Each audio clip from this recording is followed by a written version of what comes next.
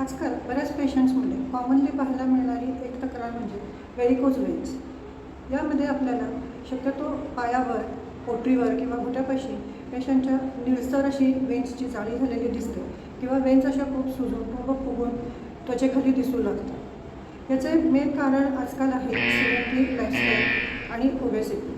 यामुळे काय होते की शरीराच्या खालच्या भागातील रक्त वर हृदयाकडे नेण्यासाठी खूप कष्ट पडतात आणि वॉल्सवर लोड येतो, त्यामुळे रक्त खाली साठून राहते.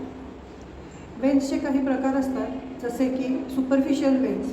यामध्ये वरवरच्या भागातील वेन्स या फुगलेल्या असतात.